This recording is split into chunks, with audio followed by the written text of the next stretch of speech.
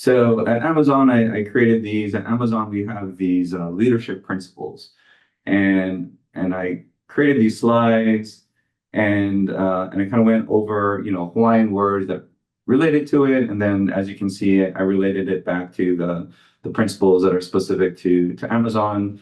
At Amazon, they're called leadership principles, which means that everyone abides by them, right? And so that means like we're all leaders. And so I really bring that same mentality to work.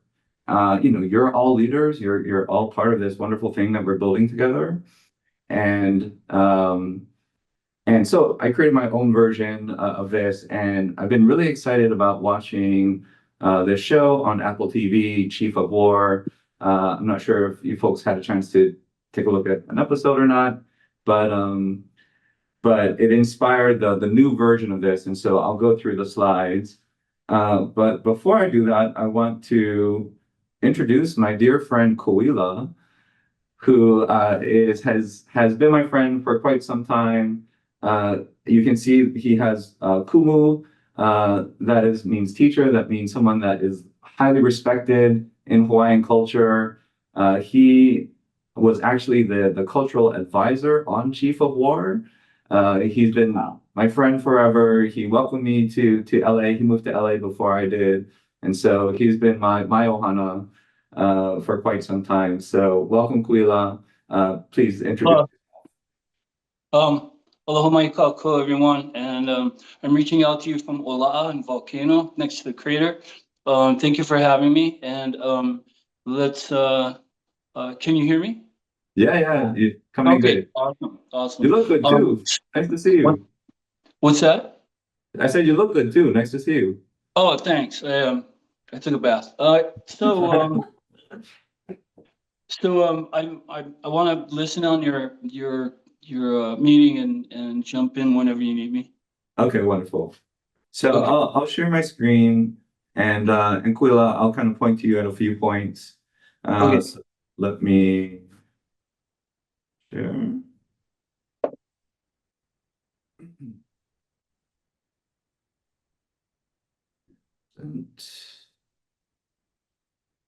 All right.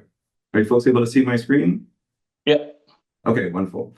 So again, I'm from Hawaii, and these are our values. One, just to like share my culture with you folks, but two, these are the things that, I look for in you. Like you're all here, part of the team, because I've seen these things in you folks as part of my, what I consider when I'm hiring folks. And so this is a framework to kind of, explain how we should continue to work together using these values. All right, so here are some of the words that we'll go through. My mom and dad are visiting, as you know, this week. They brought the Ani's sweetbread that we all ate. There's only one piece left. They might pop in at the end as well.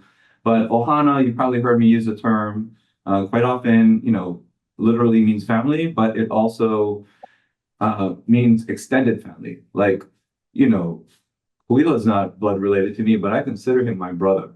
Like you will have my kids, pop behind me on a Zoom meeting and they'll call you Uncle George and Auntie Orlin, right? And so, this is just part of our culture where it's not just immediate family, but it's also extended family.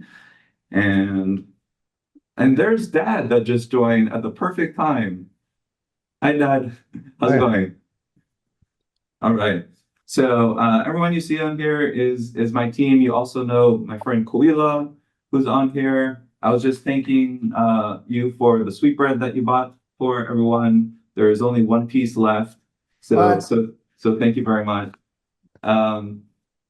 His wife might join as well, Noreen, who was the dean of social work at University of Hawaii, very deep in Hawaiian culture. Dad as well plays ukulele and Hawaiian slaki guitar. He took lua lessons, which is the Hawaiian martial arts. And so if you saw the show, you'll see a lot of that in there. But basically, ʻOhana, it means not just, we are an extended family, right? So this is a slide from an image from the show. It extends beyond blood. We're here to support each other and make sure that we're all successful. So that's the first word. Aloha is empathy and respect. And so this is a greeting that Hawaiians do to each other, just showing a deep level of respect. I'll let either Dad or Koila speak to this. What is this practice called? Uncle, you can go. Well, the touching of the noses is Yeah. a tradition in Old Hawaii. It's a greeting, and a well-respected way to say aloha to friends. Yeah, yeah. And so, deep respect, and that's really the thing that this word means to me. And it's like the bloodline, it's the lifeblood of what we do, right? Like we want to have that like deep empathy for our users to understand like what their journey is so that we can make it as simple as possible. We want to put ourselves in their shoes. And so that level of respect and empathy is something that, you folks all have, and I really appreciate.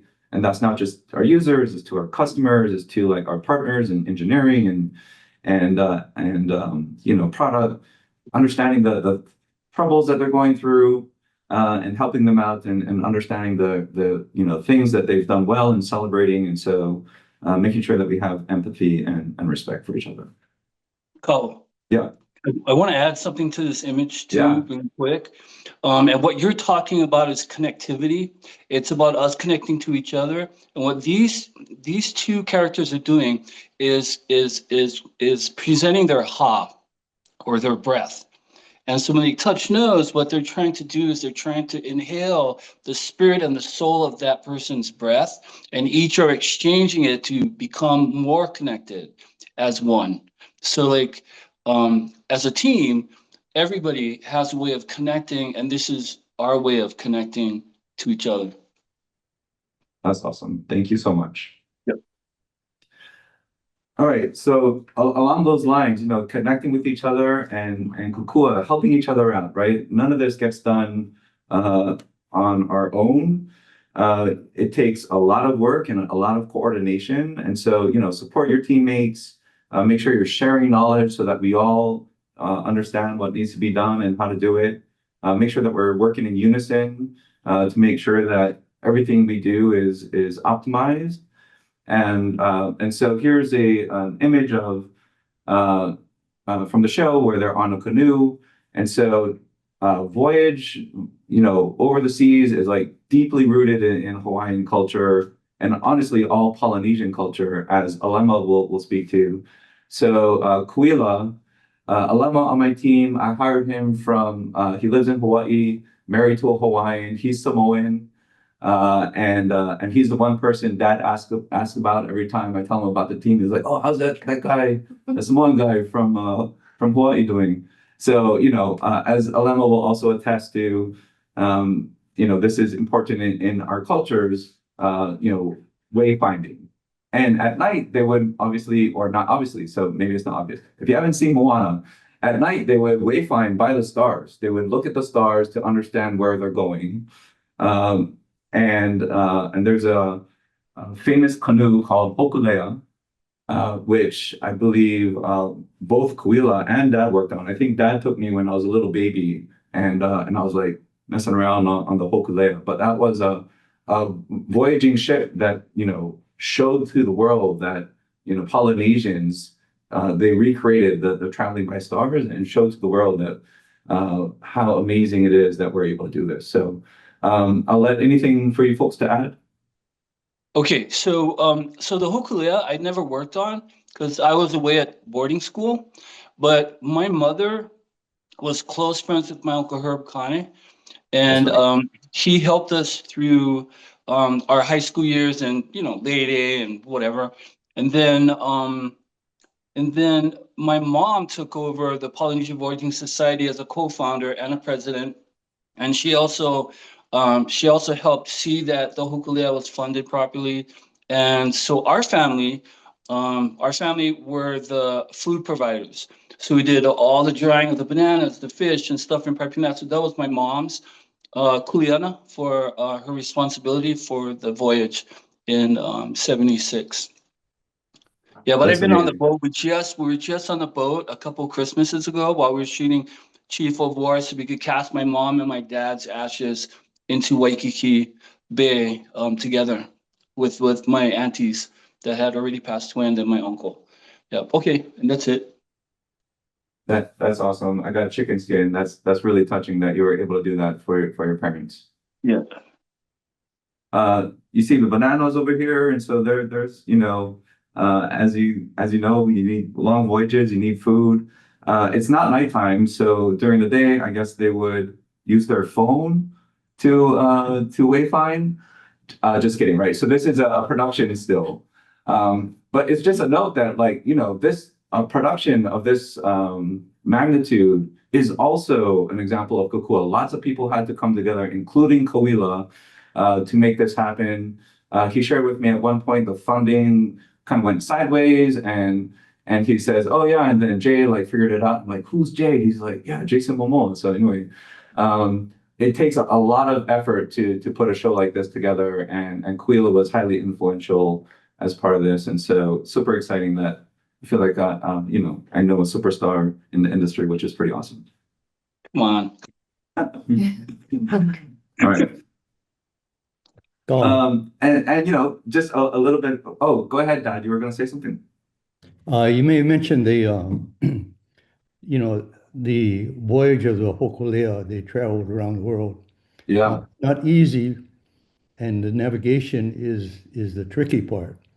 Tricky being the Hawaiians had to do it by the stars. I mean, that Yeah. was their only way to know the directions they're going to. So that was a major aspect of this voyaging. Yeah. Yeah. Yeah. It's very, very awesome that this is still something that we do just to keep close to our culture. And so Kuila, also Hawaiian word, not a value, but he does live these values every day. That's him with my firstborn, Leah. And this is Noreen, my mom. So welcome. The whole team's here, and as well as Kuila, as you know. So in addition to being a cultural advisor, he was also heading up the hair and makeup, and he's also an amazing photographer. But Kuila, you mentioned you may want to touch on the hair and makeup a bit.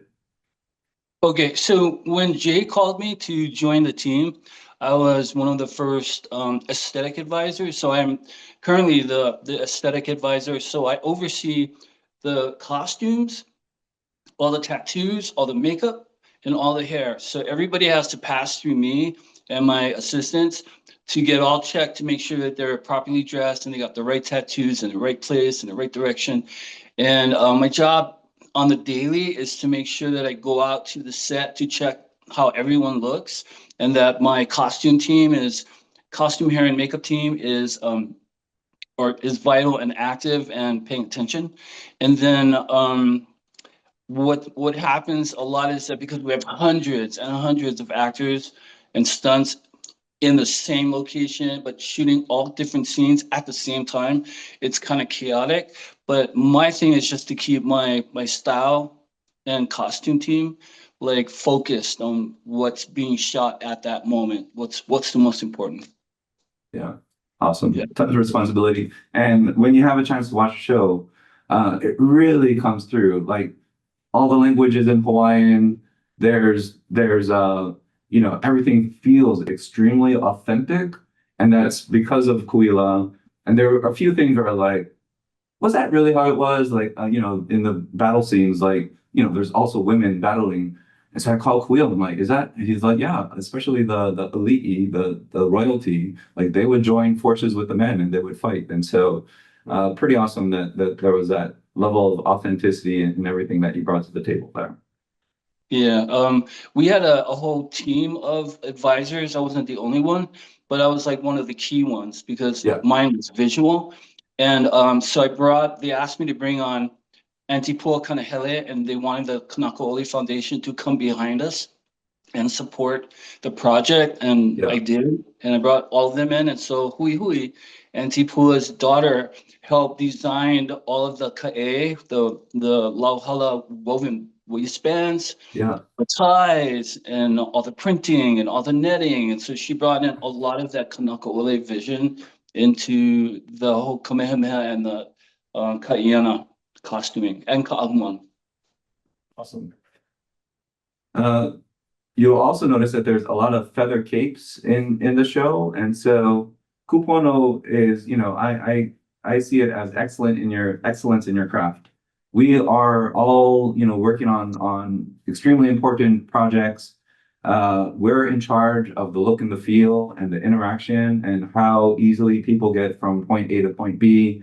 We're there to make people's, life better.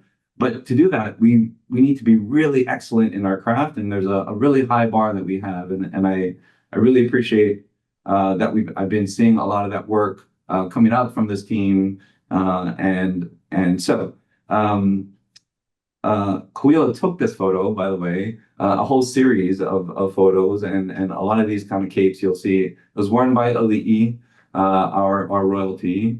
And Noreen, are you able to speak to the craft itself? I'm not too familiar with how these were made.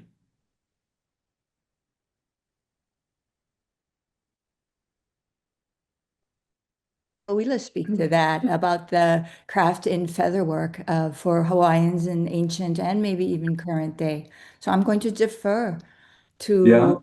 yes, after Kuila, so I know that your friend created these, right? So why don't you tell us a bit?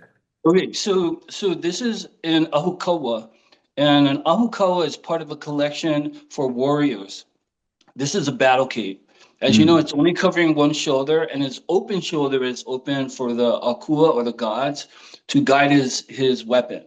But the feathers are woven on a very fine net, and they're bundled in 3s and 5s and tied together and then attached to the net to make this feather covering. And the reason why they're using feathers is because the sacredness of us belonging to the heavens. So the birds are representations of the highest life that we want to attain. So that's what the capes do. There's so many different types of capes. Like in our show, we have a lot of battle capes, a lot of like elite capes. Some of the girls have capes. Some of the warrior girls have capes. I mean, and it's and I think an exciting thing to do. This cape was made by my uncle Rick San Nicholas, and we had this project of photographing, as you see this photo, and we were on that project when Jason pulled me in, and so I pulled my uncle in too, and so he trained the costume department to study all the capes, and then they were able to duplicate them on machine. So what you're seeing in the show is all machine-made ahu'ula, all capes. But the cape that Jason's character Kaiana is going to die in is actually going to be handmade by my uncle, because Jason didn't want to die in a fake cape. I don't know, Yeah. you know. Yeah. he died. Yeah. That's a spoiler for like multiple seasons away, because this is based on actual, Hawaiian history. Yeah. All right. So Ho'oponopono is a cultural practice.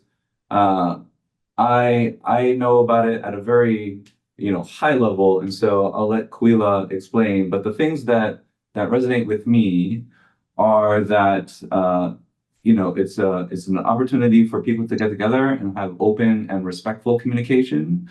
Poi is the staple of the Hawaiian diet.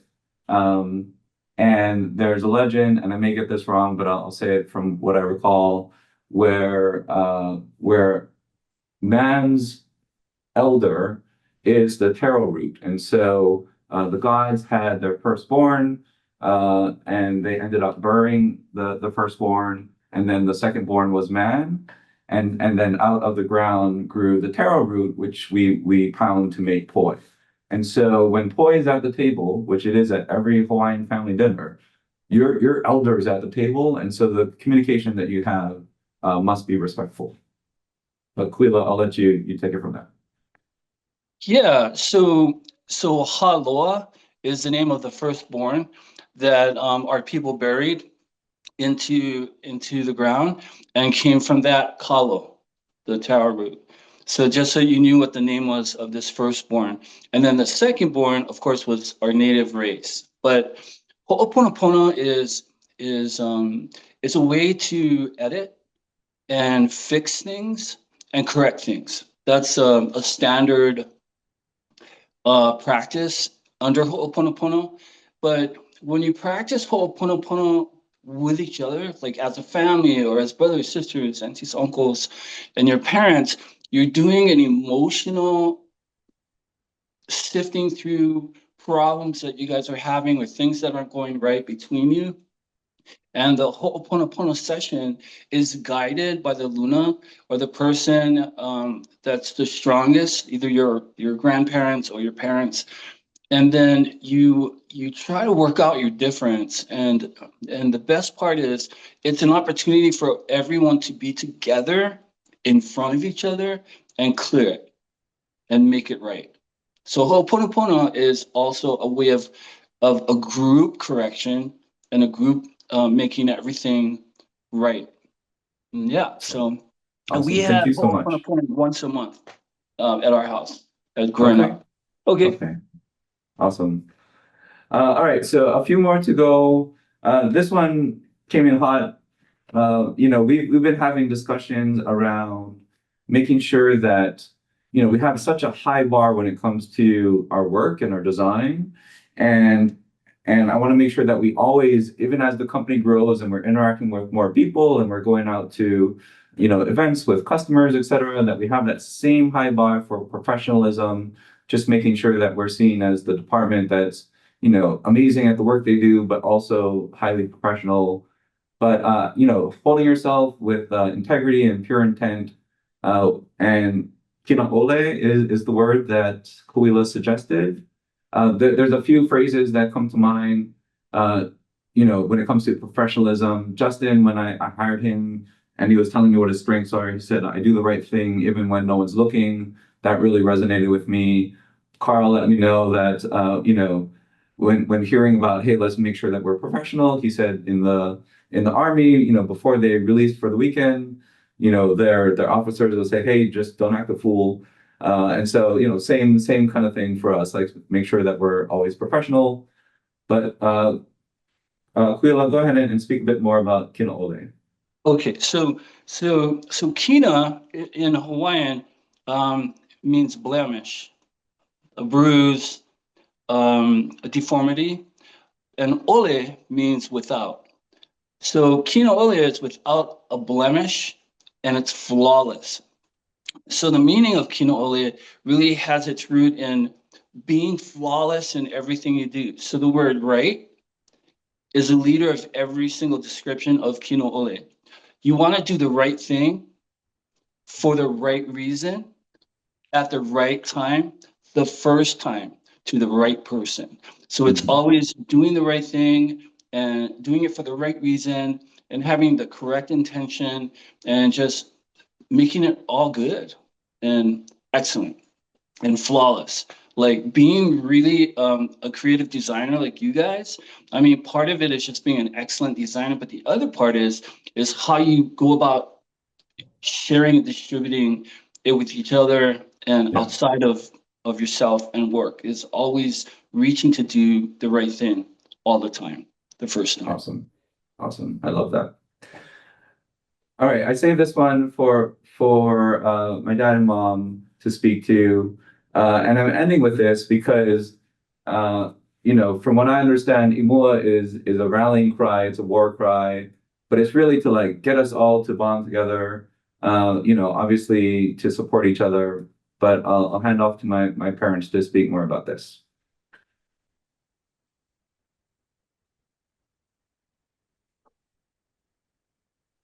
And you guys are on mute. Yeah, we were clicking away here. Aloha, aloha, my everyone. And mahalo nui for allowing us to join you at this really important meeting. Kawila, Hi. Mike as well.